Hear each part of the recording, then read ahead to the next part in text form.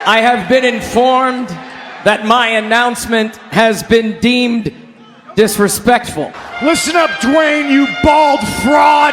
Ladies and gentlemen, please welcome the greatest of all time! Seth Rollins, I'm coming for you, boy. I'm coming hard. I am a visionary! I am a revolutionary! The never seen 17! Look at you now, boy! Ah. Look at you now! 4 letters, 1 word. Last real champion, John Cena! What is up, everybody? Welcome to another episode of Rasslin. Ryan and Mike. What's up, Mike? What's going on, everybody? How you doing, Ryan? I'm doing all right. Just prepping for a big weekend of wrestling all around. All around the big TNA Slammiversary, AEW Forbidden Door, right? the champions. You know, because AEW is the best, product in pro wrestling right now. I know Ryan can admit to that. I know Ryan can admit to that full-heartedly.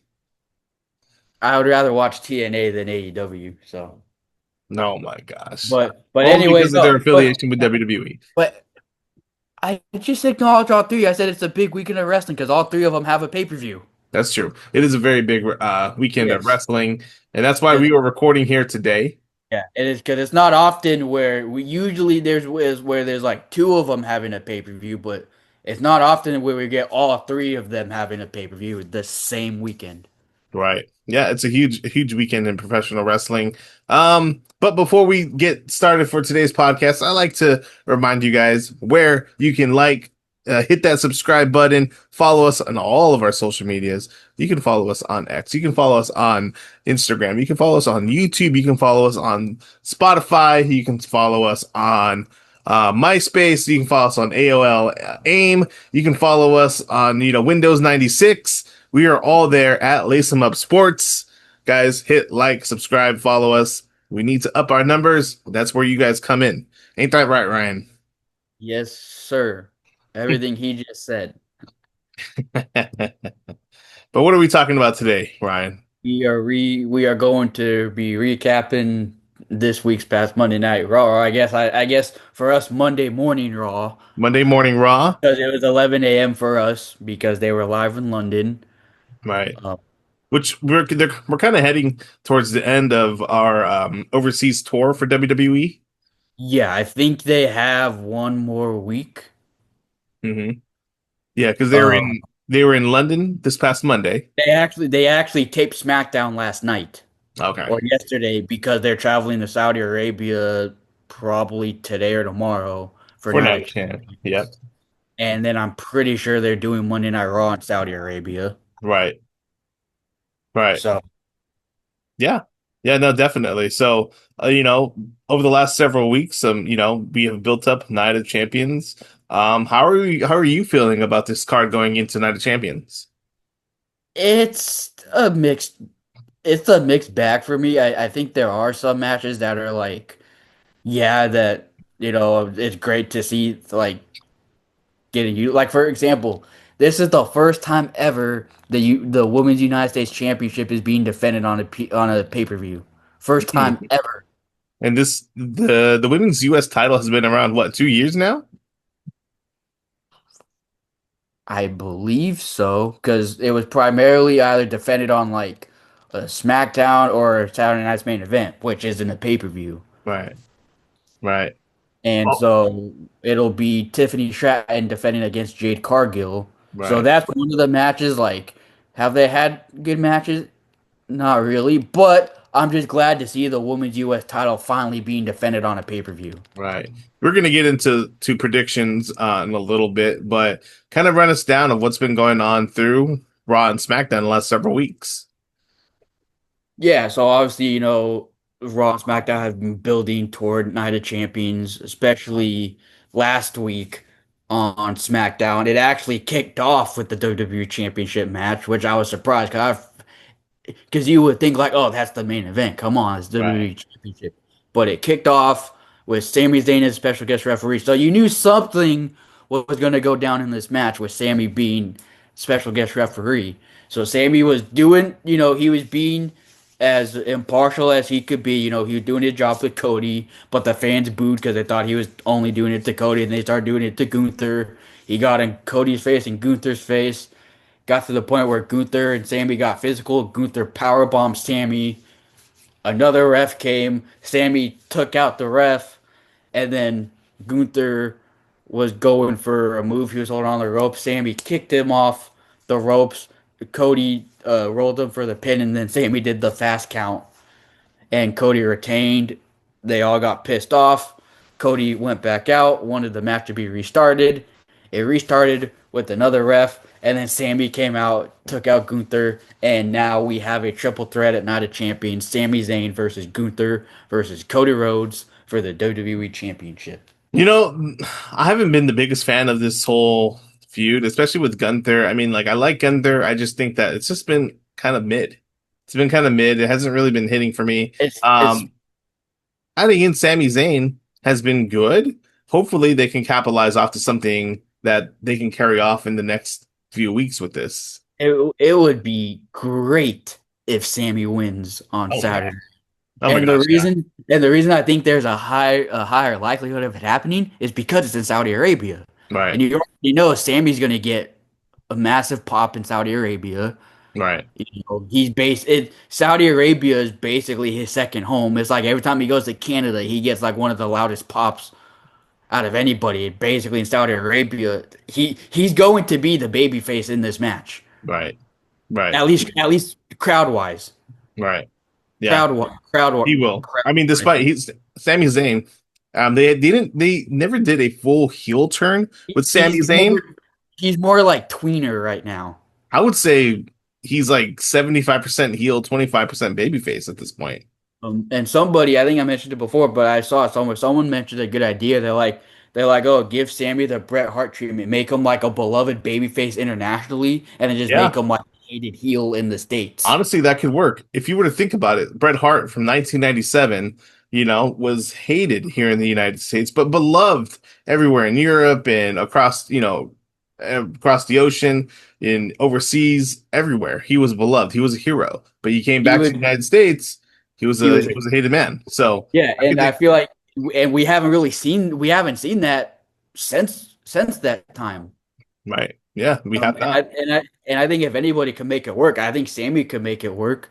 I Yeah. mean, you've heard his reactions lately in the international shows. He gets loud pops, the crowd singing his theme song, and then Yeah. in the States he's getting booed. So Yeah. it's like it's kind of already there. Yeah. And look at his t-shirt, the last real good guy. Which which it's funny because it feels like the last couple of years we've had a trope of the last real something. Yeah. The last Last real. year Cena was the last real champion. And then Brock is the last real ass kicker. Yeah.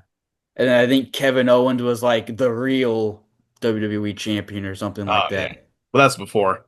Yeah, but so it's funny how that's kind of become a trope the last couple years. The last real whatever. Yeah. Um, Mhm. of course, we'll get into predictions later, but yeah, that's kind of what happened on SmackDown. That's how that came to fruition. Talk to us about what's been going on with the Bloodline on Monday Night Raw. I think, everyone is kind of just looking at this as like, really? We're kind of repeating what we have already It, seen it's the 3 years same ago. stuff. It's like missionary position. It's the same thing every week, just with role reversals. Like this time, Jacob is the new Jay because remember, Jay didn't want to fall in line. Jay Right. was the rebellious one. He was the one that's like, no, I'm gonna stand up for myself and the family. We're not gonna listen to you. And then he lost and had to fall in line, and that's basically what Jacob Fatu did. Um, and then even though we can't watch SmackDown until Friday, but I saw the results. The MFTs are no more. Solo Sikoa is on his own. Oh, wow. So, So they're going to put Solo it's back only a into the matter of time Bloodline. before Solo comes back into the bloodline. There are rumors that WWE wants to bring in Zilla Fatu. Right. Yeah. I think, no, he's already been at the Performance Center. I think he's already under contract for WWE. Yeah, they're probably just waiting for the right moment for him to debut. Right. Yeah. Yeah. So, And who knows, maybe they do a story where like Solo's willing to join in, but then Roman's like, no, I've already got somebody to fill your place. I mm, found somebody to fill your shoes. I just don't want to see this become a thing where, remember back in the original run of the Bloodline where Roman Reigns would, it seemed like he was going to lose the title and then somebody else would debut. Like, remember when Solo? Like look how Solo debuted. Solo debuted at Clash at the Castle Right. when it was Roman versus Drew. Yeah. Drew had a beat, and then Solo was in the black hoodie because WWE loves their black hoodies. Yeah. And he pulled out the ref, and that's how Solo started. And it's kind of very similar to But we've how seen that all, like, even in the MFTs, we saw that how, that's how Jacob Fatu debuted. That's how the Talatonga and what's his name? The other guys, Tongaloa, Tongaloa, that's how all of them debuted. We don't need to and, see and, that trope again.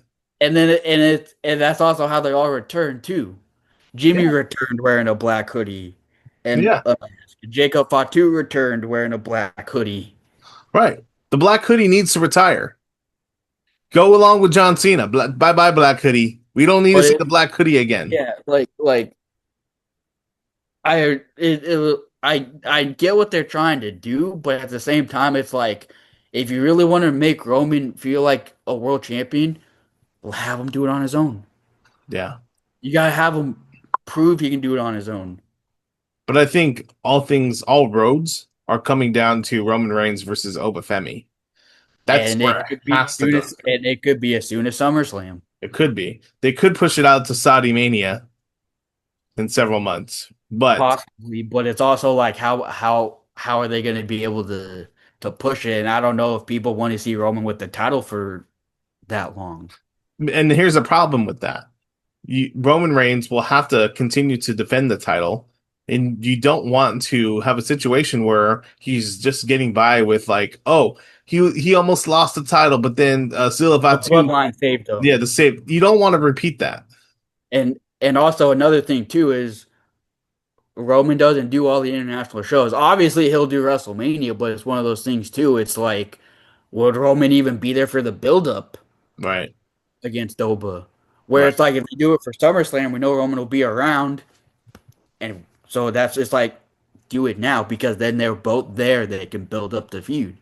right. And look, you need to strap the rocket to Obafemi as quickly as possible. You cannot, absolutely cannot, have a situation where you cool him off and then it just doesn't feel the same. Prime example here is Braun Strowman. Remember Braun Strowman, for a time and period back in 2017, they strapped the rocket to this guy and it felt like he was on the verge. That was after he left the White, right? That's kind of when After he became left the Wyatts, and he was on his own. You remember a time where Braun Strowman was on the verge, and it looked like they were going to put not the undisputed, but the Universal title on him. It looked like they were going to have him beat Brock Lesnar. Yeah, they gave him the money. They also gave him the Money in the Bank contract. Right. But Um, here's the deal: Vince McMahon had a cold feet about Braun Strowman, and he was like, "Well, let's just have him wait. We'll have him wait till WrestleMania." By then, it cooled off. yeah, By and 2018, remember what he was doing in WrestleMania in 2018? 34? He was tagging with he won Nicholas. the tag titles with the 10-year-old. Yes. So you do not want that to happen to Obafemi. You put the world title on him as soon as possible. You strap the rocket to this guy because you cannot afford to cool him off. Look at the reaction he's getting. Look at that reaction he got Getting louder. They're on getting Monday louder night. every week. What were they saying? What was that? Like, how do they do it? I don't know. I forgot how they were doing it, but I mean that reaction to Obafemi was that was incredible. I mean, he had to pause himself to let them continue. Then he told them, "All right, let's calm down here. Let's collect ourselves." Yeah, which that's how you know he's big when the fans like hijack the No. show. And no, granted, it was overseas, and overseas they always They do all that. deliver, which is fine. That's why we love the international shows and the But international crowds. you cannot afford to cool off Obafemi. So look at all roads need to lead to Roman Reigns defending the world heavyweight title against Obafemi at SummerSlam. That's where it needs to go. And losing to Obafemi. Losing. Now Obafemi, we brought up this concept before, where SummerSlam can be the Obafemi weekend. Night one has his rubber match against Brock Lesnar, beats him, and then night two he gets crowned world heavyweight champion. Yeah. And the interesting thing could be to make the night one happen to add, some more stakes. Brock can be like, oh well, I'm also a former king of the ring, so why don't you put your crown and opportunity on the line against me? And then Oba's like, okay, I'll do it if you put your career on the line. Yeah, it could work like that too. Definitely, definitely. But same time, this needs to be the Obafemi summer, And and it's been a while since we've seen somebody pull double duty on a two-nighter. look at they can make it work. Obviously you don't want to have him out there so much where the fans get tired of him, but I don't think that's going to be the case right away. And Well, also we know let's say if that situation happens where he does wrestle night one and night two, we already know his match with Brock will be less than 10 minutes, right, yeah, no, exactly. It's and another that's a car match crash, that could kick off night one. right? Not just like WrestleMania, just like WrestleMania. But at the same time, look, you need to be able to take advantage of while this guy is really really hot and strap him up, man, because you just do not want to be able to think, oh, we could wait and then cools off. And So, and the hard thing is, I don't know if we can trust creative right now. right, yeah. I mean, they have Jey Uso in the finals.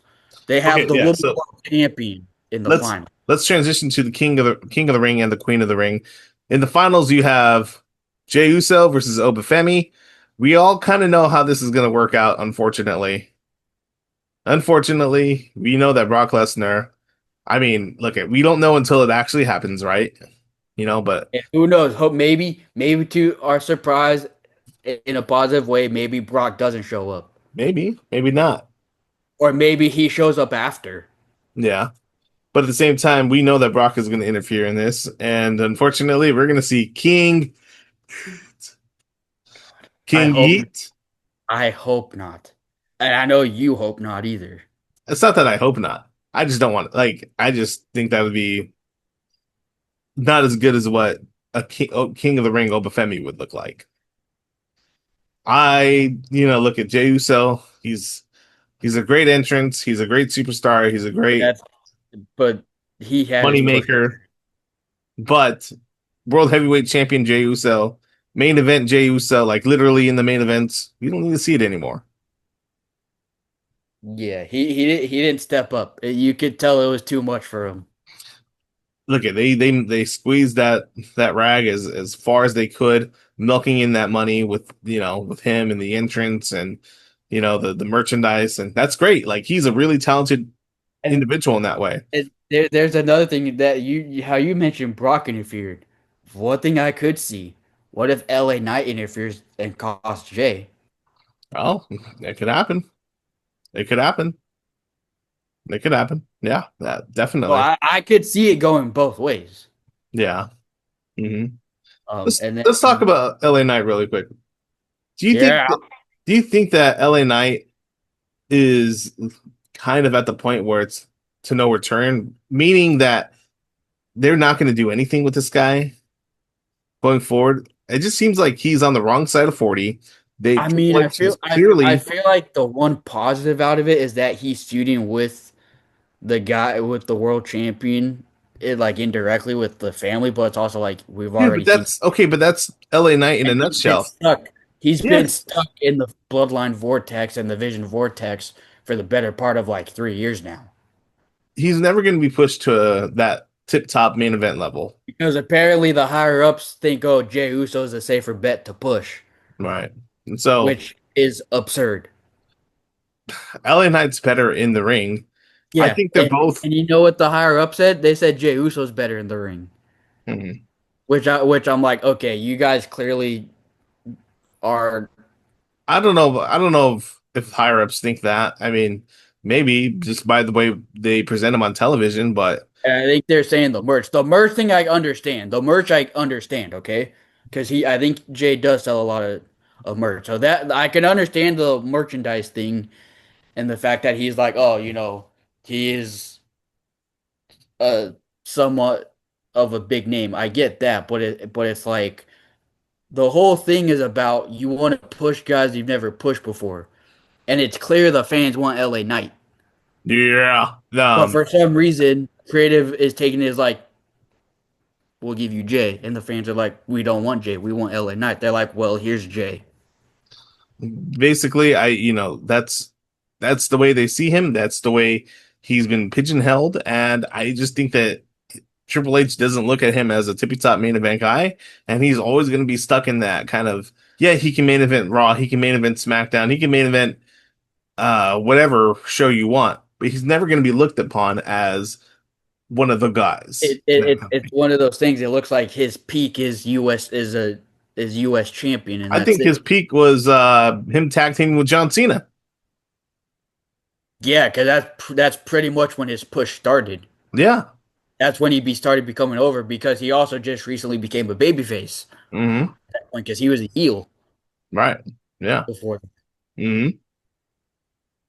But So I digress. We can go back into the Queen of the Ring. I just think that LA Knight it just seems like he's there, but never gonna be there. Get it in the water. Yeah, kind of. But King of the Ring finals, it's Io Sky versus the Women's World Champion, which it's just sad.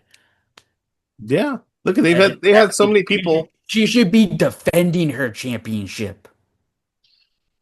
I get the story that they're trying to tell. Oh, I want everything, but come on, you could have used another more ready superstar or female superstar to put in this position, and they chose not to. No, imagine having a young up and comer like Roxanne Perez in the finals. Right. Against Io Sky. Everyone was like, oh, but Io Sky's a multi-time women's champ. Yeah, but Io Sky is also the best women's wrestler on the planet. Or maybe pushing somebody that we didn't even know, expect. You know? There's so many talented women on the roster right now. You're telling me that you can only have put in Liv Morgan in there? I don't know. Doesn't make any sense to me. But I get the story that they're trying to tell with Liv wanting, saying that she wants it all.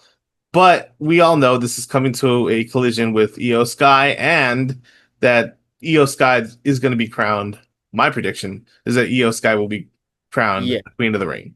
But I also don't think it'll be clean because this is where I could see potentially Stephanie Vaquer returning. Yeah. I could also see a Judgment Day run-in. And yes, I could see an implosion. Yeah. Because you know what? Roxanne's been ignored by Liv lately. Yeah. It's been all about Liv. And so So you have the possibility of Stephanie Vaquer coming back, and you have the possibility of Roxanne and or Raquel turning. You know what would be great if they did in this match? Just make it all the what Pat Patterson would say. Make it all about the banana, or not the banana, the Gaga. The Gaga. You need all the Gaga in this match. You need run-ins. You need Roxanne. You need Raquel. You need all of them. Yeah, pretty much build to your next story with this current story. Right. You need the implosion of the Judgment Day. You need Stephanie Vaquer in there. Kind of like WrestleMania 40, we used to see run-ins, but Bloodline rules. How it was Bloodline rules. We saw Jimmy Uso, Jey Uso, Cena, The Rock, The Undertaker, which is still by far the greatest 5 minutes in the history of professional wrestling. It was definitely that was. Whew. But exactly. yeah, you got to have. I'm not saying you got to have it exactly like that, but it's very similar to it. Exactly. Yes, very similar. Have all the Gaga, like Pat Patterson would say, and that's when the crowd would really be into this match. And then you have Io Sky get the big victory. And also keep in mind too, it's an international crowd too. Yeah. Mm-hmm. So we all know they're going to be covered up from head to toe, but it's a different subject. But I think you just need to really provide this match with a lot of interference and a lot of Gaga. And then you know what the interesting thing would be is if Io wins, does she go after Liv or does she go after Rhea? Because keep this in mind, Rhea has never beaten Io Sky. True. One-on-one. True.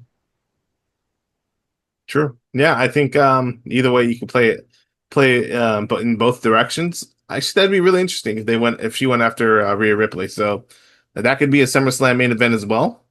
One of the main events for one of the nights Especially at because SummerSlam. the last match Rhea and Io had was Right. amazing. Right. That And plus two, evolution. look, WWE, they need to make it up to Io Sky by putting her in a big time main event match at SummerSlam Especially because because, she didn't even have a match on the WrestleMania card. it's a shame. It's a goddamn shame. It's a goddamn shame. But all right. Um So your final King of the Ring, Queen of the Ring predictions are Jey Uso and Io Sky. yes. Yeah, that's mine. How about yours? I know people may disagree with circumstances. I think it's Oba Femi and Io Sky. I still think there's somehow Oba Femi finds a way to do it. All right. Fair enough. Fair enough. Now, But again, like I said, I can see it both ways. But I still think Oba pulls it off. mhm. I can see that. Either way, I think well, it'll be interesting to see how they go about it. Either way, I think we get a lot of interference and Gaga in probably both matches. I could see it going down. All right. Kind of switching subjects here. I wanted to have this conversation with you on the podcast because we had a text thread about Vince McMahon the other day. And okay, let me preface this. There's been a lot of rumor and innuendo about Vince McMahon, his legal troubles, the way they're gonna almost settle with the Janelle Grant stuff, and that's maybe kind of leading Vince McMahon back into the fold of WWE. If this was 2 years ago, even last year, I would have said there's no way Vince McMahon comes back. There's no way. He's such a disgraced individual. There's no way that TKO brings him back. But for several reasons here, look at let's look at it this way. Let's look at the way TKO runs their business. They don't give a flying F of who they bring in, right? As long as it pops a rating, as long as it brings in money, they don't give a flying F. They brought back Brock Lesnar. And Brock Lesnar, yes, he wasn't directly the guy involved in that case, but he was named in that lawsuit, right? And they brought him back. And so they brought him back at a time when all this wasn't even ended yet. They brought him back. Look at the way TKO runs their business in terms of their Yeah. greed. And there's another thing that I want to mention. I don't know if you saw it, but Ari Emanuel also said a Vince McMahon return is not impossible. Right. There you go. There you go. But look at is it morally wrong for them to bring back Vince McMahon at this point? Yes, you can argue that. I just think that TKO doesn't give a flying fuck about morals. And the thing is, it's like if Vince comes back, is he gonna get treated like Hulk Hogan? Is he gonna get booed? Yeah. Is he gonna get a pop? Like again, like it's like you said, if this was a year or two ago, no way. Right. But now, especially after Ari Emanuel said that, do I think it's gonna happen? Still no. But you can't rule it out. You can't rule it out, and that's all I'm saying here. Do I wish that Vince McMahon is back, with the headset on and running creative? Hell no. We look at the last several years Vince McMahon was under the helm of creative. It was dog shit. And the reason why I bring this up is this. Recently, JBL and Teddy Long and several other people have vocally expressed that they want to see Vince McMahon back in a power position in WWE, running creative or CEO, whatever they want. Like they want to see Vince McMahon back in a leadership role. And I'm thinking, why would you want that? Like, And at the same time, too, he sold most of his stake, so he barely has any say now anyway. well, he's still, I think, one of their majority shareholders. Yes, So, but it's not enough for him to like right. So the last time, power. So it's like So- regardless, he still doesn't have enough of a say to be in a position of power. So in 2022, when Vince originally retired, it was because the Janelle Grant stuff started coming out, and he was basically talked into a retirement. But then several months later, in early 2023, he used his majority shareholding power to get the shareholders to get him back into the company. Now they had a meeting. They had a meeting in which they agreed upon bringing back Vince McMahon, and it was almost unanimously no. I believe the only I forget who was the only So person that said it was unanimously no. okay, it was. It was unanimously no. All right. Regardless, At least for him to be, I think it was for him to be back in like the position he was before. regardless, that really didn't matter because Vince McMahon overturned that and overpowered that situation, and he was back running creative by WrestleMania of that year. In fact, if you read into the scripts of not the scripts, but like the legalized documents of this lawsuit, they were using a platform I believe called Signal. Um, they were using a platform called Signal to basically communicate with each other. Ari Emanuel, Vince McMahon, basically they were using it to communicate on how they were going to run creative. Um, Text messages were sent again, and then text messages were deleted. And that's what kind of brought up this whole new lawsuit in terms of Vince McMahon and Ari Emanuel deleting evidence for the lawsuit. But in those text messages, Vince McMahon was texting Triple H, I believe, saying, "Hey, has Cody and Roman, something about their upcoming like promo or their match at WrestleMania, something in that regard of like, um, they need to focus on what was it? Basically, they're using Signal to kind of use the creative for their upcoming WrestleMania match. And then,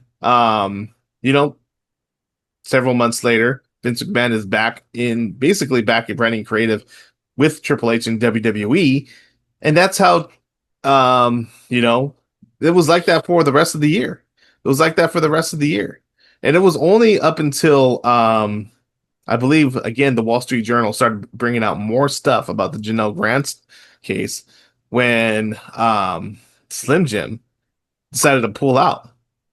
They decided to pull out of their newly agreed upon sponsorship with WWE. And so, if it wasn't for that, Vince McMahon would still be in a leadership role within WWE. So, Yeah, so it's crazy that because they were afraid it's going to cause a domino effect. They're like, because what if our other sponsors pull out and then boom, we're losing a ton of money. So pretty much Vince became the scapegoat, and they're like, well, Vince, you got to go. right. Yeah. It pretty much got to the point they're like, Vince, if you care and love this company so much, you will leave. Right. Right. Exactly. It was basically, it all came down to the money. It was like, hey, Slim Jim is going to cost us millions and millions of dollars cutting out of their sponsorship. Your Yeah. ass needs to go. And it's one of those things. It's like, who's next? Who's gonna be the next to pull out? Right. Are people going to be afraid to try to have a sponsorship with us? Right. Right. So yeah, so inevitably Vince became the scapegoat in all of it. Um, so he left, basically to save face, but also save the company money. Um, but yeah, when you look at it, talk about it today, do I see Vince coming back? No, I don't think there's a reason or a point for him to come back. Like, Yeah. uh, There's, look at, especially people like, oh, for the Hall of Fame. No, because Vince himself has says he does not want to be inducted in the Hall of Fame while he's alive.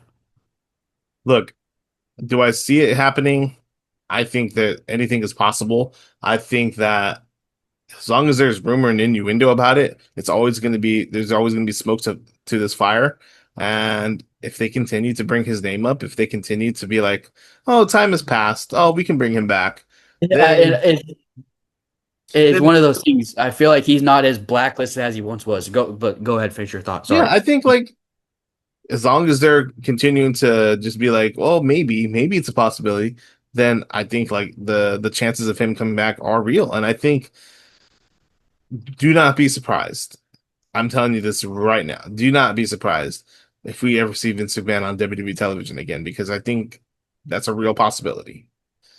I think it is. And yeah, and sorry, I didn't mean to cut you off. It's just I didn't want to lose my train of thought. But my train of thought is like, He's not as blacklisted as he once was. Remember, they wouldn't say his name. They blocked him out from everything.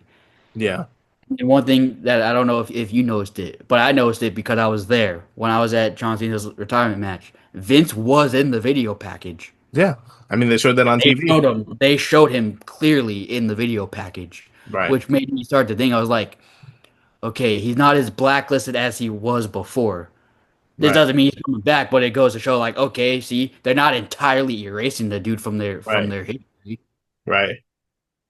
Sorry. Sneeze.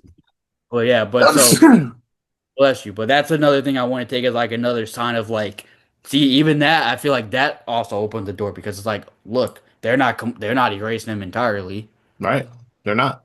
because if it was really that bad or way worse, they would have cut him off. They would have cut him out that video package. Look, if it was never a criminal case. It was never a criminal case with Vince McMahon. He was never going to jail. He was never going to do time. It was never any of that. And so it was always going to be a situation where they're going to let this court case ride out. This lawsuit. It was a lawsuit. They're going to let the lawsuit ride out, and however it dealt, they were going to just let it be. And look, we all kind of knew that maybe it could be settled in court. And unfortunately, it's looking like that. You know, Janelle Grant has already pulled out in very many different ways of this lawsuit, and so they're just basically looking at a settlement now, and that's going to be it. And is being moved behind closed doors, which usually means a settlement is. Right, and that's it. And after that, Vince McMahon is going to be not a free man. I mean, he's already a free man, but like, you know, it's going to be put behind him, and who knows? I mean, but look at this. The guy's also what, 81, 82 years old? 80 years old. 80 years old. We're not saying he's gonna buy the company back. No way in hell is he buying the company No, back. that's not happening. I don't even think he can afford to. Look at there's no way he's buying the company back. Um, I mean, he could buy another wrestling company that could be for sale. TNA. There were rumors that he was gonna start his own company. Right. Yeah. But I don't know if they ever went through with that or if it fell through, but yeah, you can't rule out if Vince McMahon returned. Do I think he'll be like an authority figure? No. Will he be in a position of power? No. No. But It'll on just be to screen, a point. It'll just be to a point where like you might see him every now and then. could we see the skunk-haired, mustache-looking guy on TV again? He would It's a nah. possibility. He would probably be like he would probably go back to the way Mr. McMahon was, how we last saw him, which is like gray hair, no mustache. Yeah, probably. But anyways, off the Vince McMahon subject, we can get into predictions for Night of Champions coming up. I have the full match card listed right here. Let's see here. All right. And one thing is, it's been confirmed that both King and Queen of the Ring finals will be on the first hour of ESPN. Very true. So we been a know, pattern. yeah. So we know those two matches will be kicking off. That's been a pattern since WrestleMania. And I For the do first like hour. that because I feel like they are putting the more like high quality, entertaining matches first. I do like that. Right. All right. I So, do. United States Championship match: Trick Williams, the champion, defending against Ricky Saints. Ricky Saints, this is his first match at a singles championship here on the main roster in WWE. And his first pay-per-view match. Right, exactly. Um, Altogether, I think this could be a really great match against, Saints and Trick Williams. I just don't think they're going to put the title on Ricky It's Saints Trick. just Yeah, yet. it's Trick's gonna retain here, especially because I don't think the story with him and Mello are done yet. Right, And I think that's where inevitably this leads to next, right, because inevitably at the end of the day, I do think Carmelo is the one to take the U.S. title off of Trick. right. And look, So and that's a huge SummerSlam match considering the history between Mello and Trick. yeah, and we already know without a shadow of a doubt those two are gonna put on a banger. Right. So, but yeah, I think Trick Williams here. I don't think Trick's losing. Then you have the Women's United States Championship match: Tiffany Stratton versus Jade Cargill. Uh, Tiffany Stratton. Yeah, Just yeah. because I feel like Jade and Charlotte aren't done yet, and this is why I think Charlotte gets involved. I mean, honestly though, I could see it going either way. If they want to have another shock win at keeping Jade Cargill strong, and But maybe also she stood tall on because like I said, I already saw what happened on SmackDown. She stood tall, and you know what that means. you just don't want to, because Jade Cargill was women's champion for a long time, and then if she were to lose again here to Tiffany Stratton, that's really putting her, downgrading her on the roster. And so I don't know what if they want to give her another loss, but again, I can also see them keeping Tiffany Stratton strong.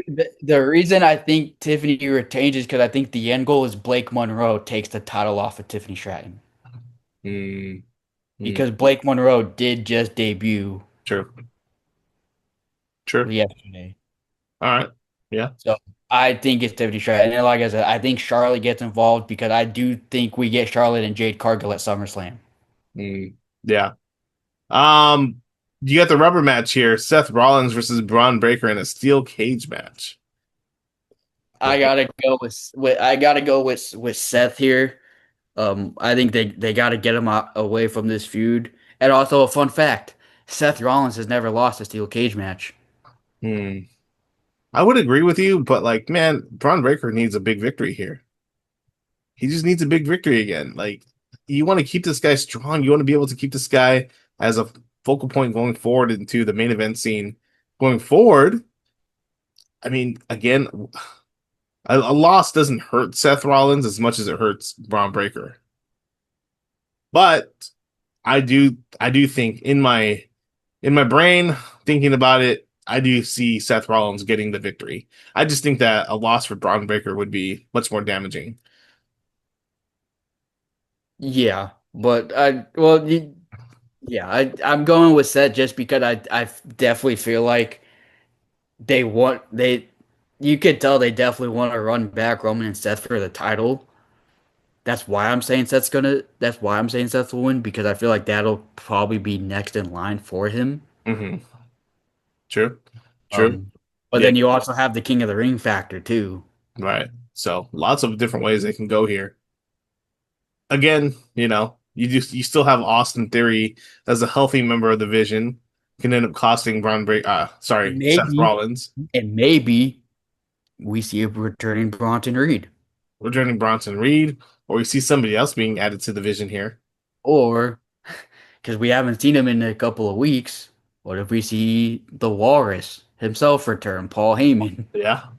Anything here, right? And so my brain says Seth Rollins. My heart wants Braun Breaker to win this because I just think he needs big win. He got the big win at WrestleMania, but again, you need to carry momentum here for Braun Breaker. Backlash. Yeah, sorry, Backlash. Because Seth did win the match on Raw. Right, But right, also, to be fair, even if Braun loses, he still technically has a losing record against Seth because that would make him 2-3 right. And so, because Seth beat him at NXT. right. Yeah. I just want. I So want. what? What? So no. So if Braun would win, then that technically would mean it would be 2-2. Mhm. Again, maybe it's not even the rubber match. I just feel like it's the blow off here. But again, I think they have Seth Rollins win. All right. Queen of the Ring Tournament Finals. Io Sky versus Liv Morgan. We talked EO. about this earlier. It's Io all the way here. It's EO. It's EO, and we both said there's going to be some sort of finish, whether it's Stephanie Vaquer or the Judgment Day. Yep. You and I literally have the exact same mindset coming into this match. Right. Um, then we have the King of the Ring, Jey Uso versus Obafemi. Again, another one that we talked about. Where we both differ, but we also have the same mindset because we've both said it's going either way. Right. I just think it's Oba because I think yes, well Brock may interfere. You also can't rule out what if LA Knight interfered? Yeah. That's why I'm saying I think Oba has a chance because it's like you can't rule out LA Knight getting involved in this. Right. So again, more hoopla in this King of the Ring finals. Or Gaga, as you said. Gaga. And I think Brock Lesnar interferes and costs Oba the King of the Ring, and we see King Yeet. We need to see the ruler. The ruler needs his crown. I'm gonna hit you with the ruler. Um, all right, and then last but not least, undisputed WWE title match: Cody Rhodes versus Gunther versus Sami Zayn. I'm going with Sammy here. I'm going with Sammy for a couple reasons. One, they've been reiterating the fact. What's the one championship Sammy hasn't won in his career? The world title. Championship. Yeah, Two, they're in Saudi Arabia. He's loved in Saudi Arabia. right. Now look. I think you're 100% right in all that. I just do they really take the title off of Cody Rhodes before SummerSlam? That's a big question right there. It's a big Yeah, that's question. especially because we still have a Randy Orton. Where's he Right, been? But that's unfinished business still. right. So again, I think there's And then like even though we haven't seen him in a while because he's filming another movie, you still have Drew McIntyre. true. Now look, I think it's more likely Cody Rhodes retains, even though I don't want to see that. Um, Second behind that, I think it's likely that Sami Zayn gets a token title run here, a big win in Saudi Arabia, and I think the least uh bit of scenario here is that Gunther wins. Um, yeah, a Gunther win would be shocking, to be Because honest. this is what I think is happening. It's either Gunther or Sammy taking the pin. I don't think Cody takes the pin. I would be shocked if Cody takes the pin. Right. Again, I would love to see Sami Zayn win the title. I just don't think my brain is telling me Cody Rhodes retains. Well, because we know Cody's probably pulling out his wallet. Triple H be like, okay, how much you want? How much you want? Right. Exactly. But yeah, that's a pretty good match card for Night of And Champions. I honestly, I think Night of Champions has potential to be a good pay-per-view. I think so too. It's just a matter of capitalization here. Look at all the pay-per-views have the potential to be good. It's a matter of how And it, they and it's and execute. it's and it's like we've said, it's been kind of a trend. The ones that aren't really being hyped up as much are usually the ones that end up being some of the better shows of the whole year. Right.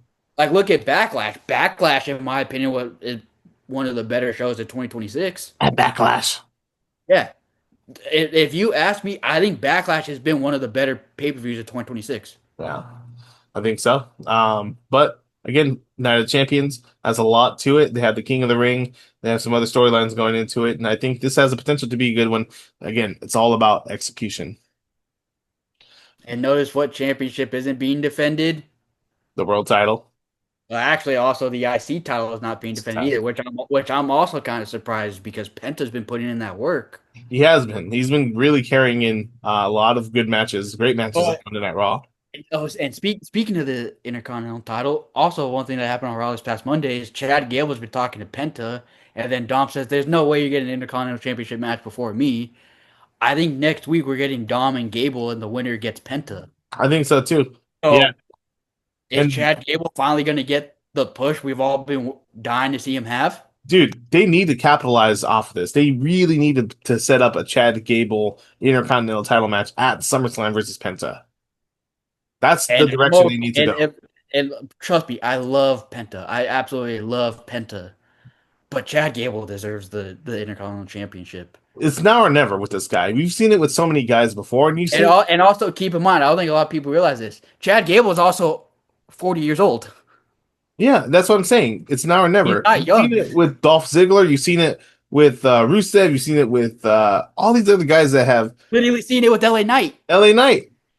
You need to be able to, and I'm not saying that Chad Gable is going to win any world title, but now is the time to properly push this guy.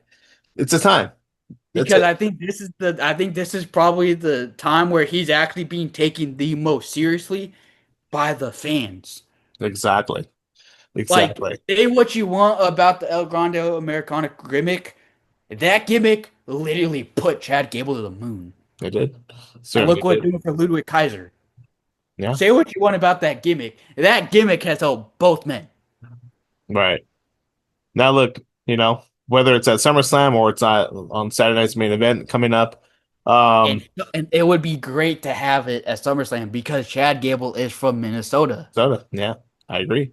Now, look, he's been on the apology tour for many weeks now, It's and funny. So Chad Gable can apologize to everybody in a week, but Roman Reigns refuses to apologize to his own family. What a hypocrite. oh my gosh, see, that's just Roman Reigns in a nutshell. Roman Reigns in a nutshell. He's same guy, babyface or heel. But all right. So, like you said at the beginning of the podcast, it is a big weekend for professional wrestling. We also have the next day AEW for Forbidden Door. Now, look at Forbidden Door hasn't been the same since the first Forbidden Door in 2022, but it's still a good pay per view for AEW. Still a marquee pay per view for AEW, and in the main event is going to be a six man versus six man steel cage match with Captain Mark Briscoe Oh, I leading the heard. Yeah, I babyface heard. squad, I and did. AEW World Champion MJF leading the heel team. And so, if Briscoe sides wins, he earns a future world title match against the scumbag champion. So it's Mark Briscoe, and then who the other two?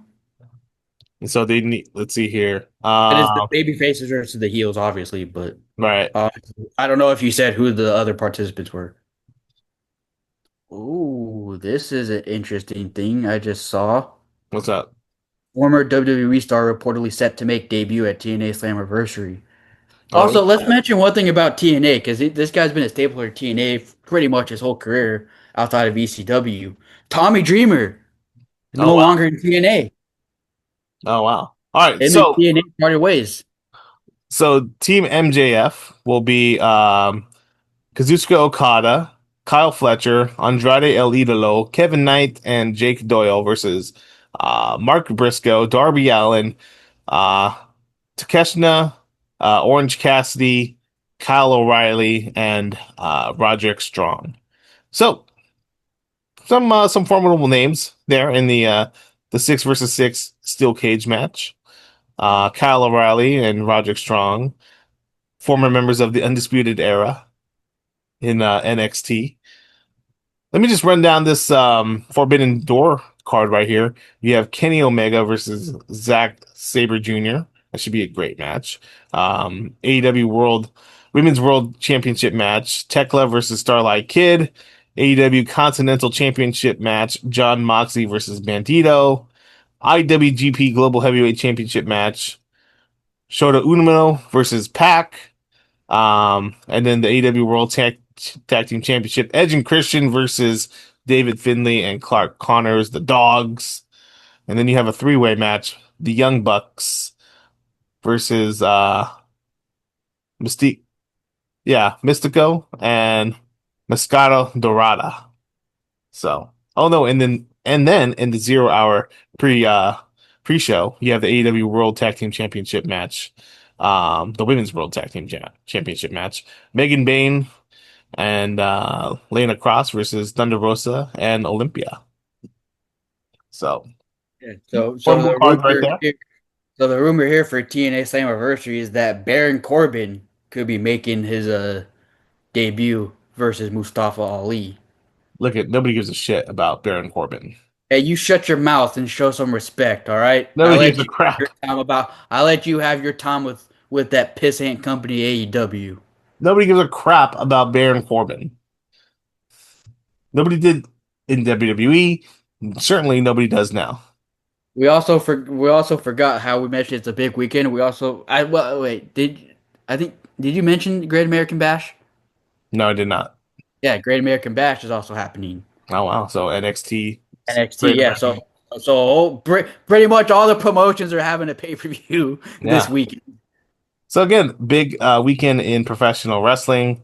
I know Ryan will definitely be watching Forbidden Door. Ain't that right, Ryan? Ain't that right? Nope, definitely not. Come on now. Come on now. You can call yourself a pro wrestling fan. He's just a WWE fan. That's it. He's a WWE mark. And you're an AEW mark, so shut your mouth.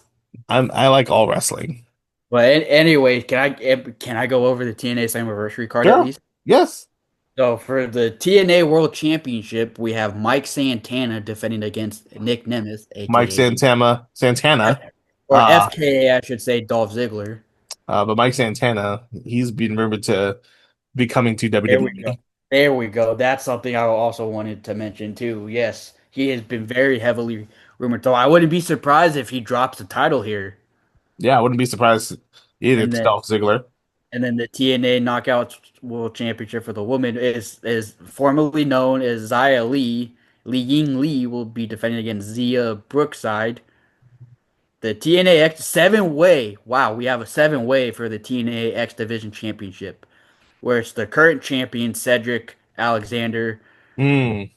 versus Leon Slater versus Frankie Kazarian versus Amazing Red versus Fabian Aichner versus Casey Navarro versus Mr. Elegance. Hmm. The TNA World Tag Team Championship is a three-way ladder match. You have the System, Brian Myers and Bear Bronson versus the Righteous Vincent and Dutch versus the Hardy Boys, Matt and Jeff Hardy. And then the TNA International Championship Open Challenge is Mustafa Ali versus a mystery opponent, which is rumored to be Baron Corbin. Boring Corbin. TNA Knockouts World Tag Team Championship, the Elegance brand, Heather by Elegance, M by Elegance versus Rosemary and Ali. Eddie Edwards versus Moose. Eric Young versus Ricky Sosa. And then AJ Francis, formerly known as Top Dollar, You mean versus Flop Dollar? versus versus Elijah, formerly known as Elias. Look at you got so many former WWE stars in there. It's ridiculous. And then you have and then you've got that TNA partnership. So don't be surprised if some of these guys pop up at Great American Bash or vice versa. True. Sure. But yeah, Mike Santana, he's been rumored to come to WWE. It'd be interesting to see how he'll be utilized on the WWE current main roster, or if they put him in Probably. NXT. Do you think he's a if he goes to the main roster? Do you think he'd be a mid card guy Honestly, I can see them putting him in TNA. Sorry, in NXT first? first, just so he can help some of the young guys, give him that rub. You And know, and then they still have that partnership with TNA, so that way he could probably still do yeah, TNA stuff. exactly. But All yeah, right. and that's the Well, same anniversary card, the Forbidden Door card. Should we go over the Great American Bash? no, it's all right. People don't need to know about that. It's just NXT. Again, though, I want to thank you guys for continuing your Oh, support. wait. There's one more thing. One more thing that happened on Raw that I forgot to mention. Mm. Say his name and he appears. Joe Hendry returned. Ah, meh, eh, eh. Returned. He cost division. We have new World Tag Team Oh, that's Champions, the right. Street Profits. Street So that's a Profits for pretty the big fifth time. news. That is And big news. they're also the first tag team in WWE history to win the NXT tag titles, Raw and SmackDown tag titles, and the WWE and World Tag titles. Mm. Yeah, huge news in that regards for the tag team titles. Of just the tag team titles feel so It feels so useless. it feels it's a breath of fresh air to see a legitimate tag team like the Street Profits have Again, though, them. but like it's not even about who they put the titles on. What matters most is the tag team division. The tag team division is so lackluster in WWE. They can put the tag team titles on a prime Legion of Doom right now, but what's it going to do if they have nobody to wrestle? It would be cool to see the Street Profits versus the Usos. Yeah, but like again though, like we need to build up this tag team roster, this division because it is dog shit dry. It's a dry dog turd that's been sitting there for 2 weeks and it's all white. That's the tag team division in It, WWE. it's funny because I just saw somebody. I think I saw it yesterday on Instagram or something, but they made a joke. It was like, oh, Angelo and Montez got their wives pregnant, and now they're tag team champions. Yeah, exactly. Well, maybe it's good news for them, but it's just in terms of how they're being booked. it's great that they're champions again, but like, what does it do if what does it do for the tag team division if they have And nobody then to wrestle? and then again, there's still the possible rumor that we might see Endo and Cass coming back. Sure, yeah, that could happen. That could happen. It's somebody to add to the tag team division, but again, And one thing that would be interesting, especially it could work because you have that TNA partnership, is if, maybe they bring in the Hardy Boys. sure, I could see that happening for one last run, maybe at WrestleMania around there, but who knows? Again, Plus, though, plus, again, I think Street Profits versus the Hardys would be a fun match. the bigger discussion here is they can add in all these nostalgia acts all they want, but who's going to be there every single week wrestling in the tag team division?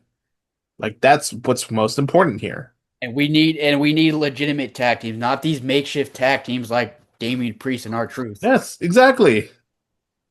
Right. So I digress in that area. They gotta get Team HLR in there. I know. Team HLR, Ryan and Mike.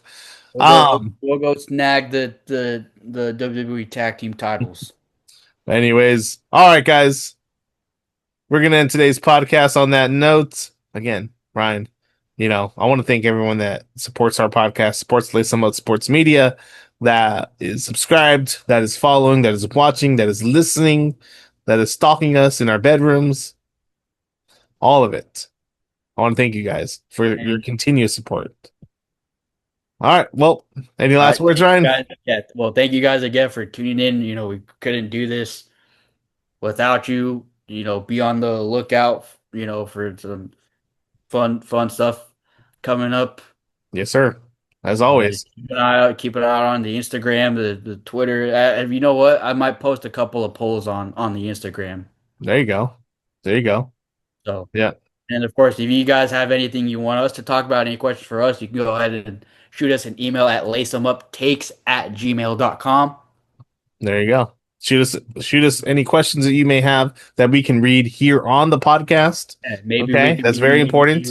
Maybe we do, add in a segment where we answer your guys' questions like a mailbox. A mailbag. Exactly. That'd be great to have. That's a good point. Or if you guys have any topics you guys want us to discuss, or you have anything you want us to debate, Exactly. go ahead, leave it to us because I feel like we debate about a lot of things.